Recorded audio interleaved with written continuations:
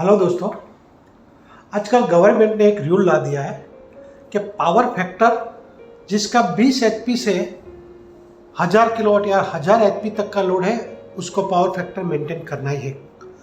अगर power factor maintain नहीं करते हो तो आपके बिल में पावर फैक्टर की पेनल्टी आती है। तो दोस्तों, पावर फैक्टर क्या होता है आज हम उसको समझेंगे और उसका सॉल्यूशन क्या है वो हम आपको प्रैक्टिकल करके समझाएंगे। हेलो दोस्तों, मैं संजय दावड़ा। आज आपके सामने हम जिसका लोड 25 से 30 एचपी का है उसके लिए हमने एक 18 केवीआर जो पावर फैक्टर का यूनिट रहता है KVAR 18 केवीआर की पैनल हमने डिज़ाइन की है, जो स्पेशली लूम्स या टेक्सटाइल मशीन का जो लोड रहता है, यानी एक एचपी की 25 मोटर है, 25 मशीन है, उसमें ये ज़्यादातर यूज रहता है। तो पावर फैक्टर जैसे मैंने आपको बताया, इंडस्ट्री में टोटल 3 टाइप के लोड रहते हैं। Number 1 inductive load, number 2 resistive load, number 3 capacitive load. Inductive load क्या होता है? इंडक्टिव लोड जितनी भी हमारी मोटर्स है, 3 फेस मोटर, इंडक्शन मोटर है, वो सब इंडक्टिव लोड रहती है। वो क्या करती है? पावर फैक्टर को लैगिंग में ले जाते हैं। यानी आपका पावर फैक्टर अगर 1 है तो उसको लैगिंग में 0.99, 0.98, 0.9, 0.85, 0.75 यानी लैगिंग में ले जाती है। दूसरा रेजिस्टिव लोड। तो रेजिस्टिव लोड क्या होता है? यानी आपका जो लाइटिंग है, हीटिंग लोड है, ये सब रेजिस्टिव लोड में आता है। तो रेजिस्टिव लोड पावर फैक्टर को लैगिंग में भी नहीं ले जाता है या लीडिंग में भी नहीं ले जाता है, वो पावर फैक्टर को यूनिटी में ही लगता है। यानी रेजिस्टिव लोड पावर फैक्टर को इफेक्ट नहीं करता है। Number 3 capacitive load.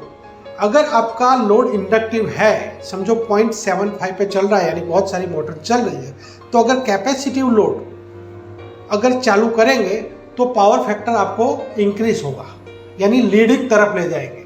अगर कुछ लोड 0 है आपका, मीन्स यूनिटी पावर फैक्टर है, और हमने कैपेसिटिव लोड चला लिया तो आपका पावर फैक्टर लीडिंग में जाएगा। तो गवर्नमेंट लीडिंग में भी एक हद से ज़्यादा है तो भी आपको पेनल्टी लगेगा, अगर लैगिंग में भी 0.8 से नीचे है तो भी पेनल्टी लगेगी। तो दोस्तों, मैं आपको ओवरव्यू बता देता हूँ ये पैनल में क्या क्या है। ये पैनल में APFC कंट्रोल रिले यानी automatic power factor control relay use किया है। VAF मीटर यानी वोल्टेज, एम्पियर, फ्रीक्वेंसी और पावर फैक्टर बताता है, एक मीटर चेक किया है। उसके अलावा अगर आपको मैनुअल मोड में चलाना है उसके लिए टोटल 5 हमने यूज़ किया है total capacitor. Start stop, start stop, start stop, start stop, और उसका इंडिकेशन लैंप है। तो ये मास्टर स्विच है। अगर आपको ऑटो में चलाना है तो इसके थ्रू पूरा पावर फैक्टर ऑटोमेटिक लोड के हिसाब से ऑन ऑफ होते रहेंगे, और अगर आपको मैनुअल में चलाना है तो स्टार्ट स्टॉप से ऑन ऑफ होंगे। तो अभी हमने ये ऑटो पे रखा है, तो इसको हमको प्रोग्राम करने की ज़रूरत नहीं। ये हमने टेंस मेक की मेड इन टर्की की 7 स्टेज वाली APFC रिले ली है। तो उसको हमको अगर प्रोग्राम करना है तो बहुत इजी रहता है। तो इसमें एक P इन और P आउट की एक लिंक रहती है, वो लिंक हमने अभी निकाल के रखा है। ओके, तो अभी जैसे हम पावर चालू करेंगे तो कैपेसिटर 1 बाय 1 वो डिटेक्ट करेगा और आपको दिखाएगा। ये थोड़ी सेकंड के बाद ये अभी सेव कर रहा है अपना कितना KVAR है, ऑटोमेटिक डिटेक्ट कर रहा है अपने आप। अभी ये मेमोरी में रखेगा 1, अब ये बंद हो गया, 4, 5। ओके, अभी हमको ये सेम पोजीशन में ये लिंक वापस रखनी है। देखो, एक बार पावर बंद कर दिया तो ये वापस नहीं रख सकते हैं, ये हमने लगा दी है और इसको टाइट कर देना है।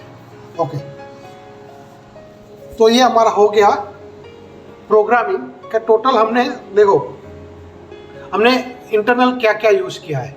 तो एक तो कूलिंग के लिए फैन है, टोटल 3 सीटी है जो VAF मीटर के लिए है, और 1 सीटी है R फेस की जो पावर फैक्टर को डिटेक्ट करती है।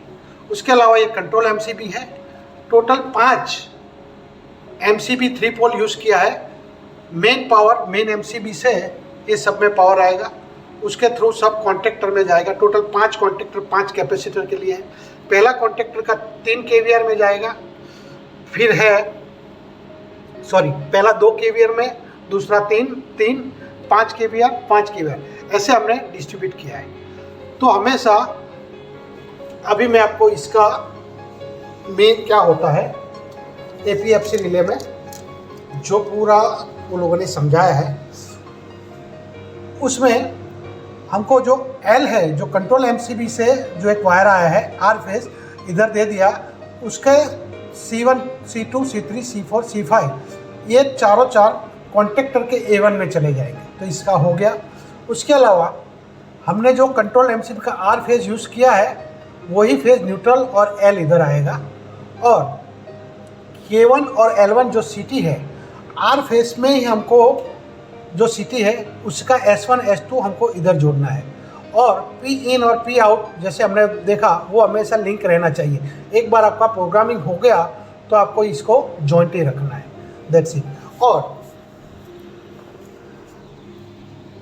अभी आपका अगर जैसे जैसे लोड चालू रहता है तो अभी देखो ये आपका 0.99 पावर फैक्टर ऑलरेडी बता रहा है। इस कंट्रोलर में एक मेन बेनिफिट यह है कि आपको अलग से लोड में करंट सिटी नहीं लगाना है। ये पावर फैक्टर ऑलरेडी ये डिटेक्ट करता है। तो अगर पावर फैक्टर लैगिंग में गया तो अपने आप, यानी ये स्टेज 1 स्टेज 2 स्टेज 3 अपने आप चालू बंद करेंगे, और अगर पावर फैक्टर 99 और 1 तक पहुंच गया तो अपने आप बंद भी कर देंगे। तो ये है इसका काम। तो दोस्तों